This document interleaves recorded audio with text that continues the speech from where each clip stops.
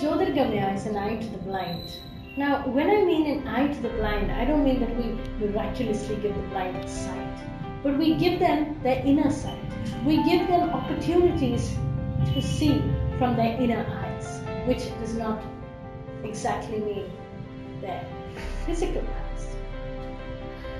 At Jyothirgamaya, we endeavor to bring the blind out of their comfort zones. How many blind people are just within the four walls of their houses, not allowed to come out? I mean, they can be compared with birds in a cage.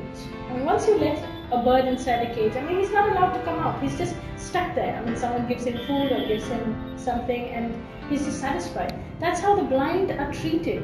Their homes, they're just stuck there. People give them food, they give them water, they give them clothes. I mean, there are two ways which parents treat the blind. One is extreme overprotection and extreme negligence.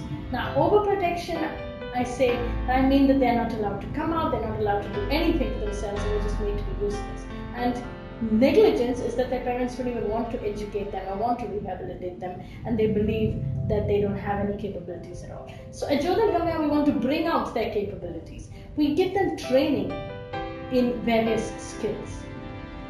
First of all, we train them in orientation and mobility.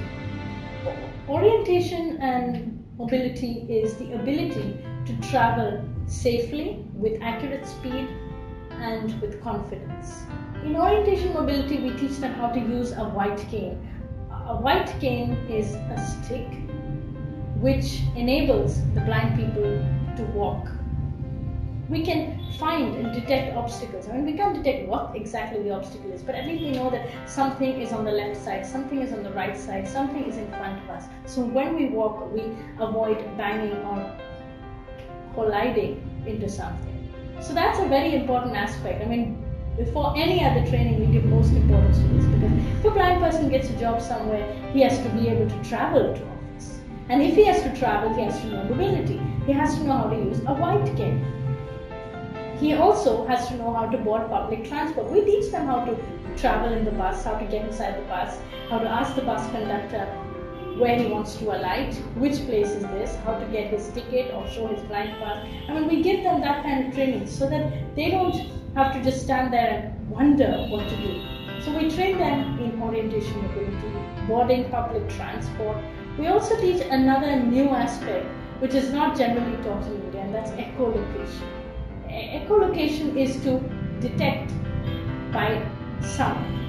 I mean, you may not actually detect what the obstacle is, but just by clicking your fingers or clicking your tongue like this, you know that you're in front of something or you're approaching something. It may be a wall, it may be a tree, it may be a room with a lot of echo, it may be an open space. If you click your fingers and you don't hear any echo, then it means that you're in an open space. So we also give a slight introduction in that field too, echolocation. Besides this, we need to teach them how to work, how to earn their livelihood, and that is technology, assistive technology. Earlier, computers and Android phones and all these things were unheard of. And when they were heard of, the side would think that, only we can use these things. But no, the blind can also use computers. They can use them with the help of a screen reader, NVDA, non-visual desktop application. And there is also another screen reader called JAWS, Job Access with Speech. So we teach them the use of these screen readers, how to work on a computer, how to open a computer, how to get to know the keyboard. We teach them Notepad and Word and Excel and PowerPoint and just the general functions of computer. And we also teach them internet operations like Google search, website navigation, Google input tools, also social media, how to deal with social media like Facebook and Gmail, and we also teach them the use of Android phone and WhatsApp and all these kind of things that the sighted people can use. I mean, the blind can also send messages. They can also be part of groups or be part of networks. I mean, networking is really important, and we also teach them English, communicative English. I mean, how to talk in English. I mean, if a blind gets a job in a call center or in an office, I mean, he should know how to speak, how to communicate. So we teach them basic communicative English. We don't go boring them with the grammatical aspects. I mean, we do teach them some grammar, but then we focus more on communicative English or social English, as we may call it. Blind people are often lacking in exercise here in India. I mean, they often need to just sit, and as a result of that, their limbs grow weak because they're not walking, they're not exercising. So we have also started yoga training. Now, it's proved that in India, everyone does yoga, everyone likes to do yoga, especially here in Kerala. Yoga is really famous, but besides that, it's scientifically been proved that yoga improves our concentration level.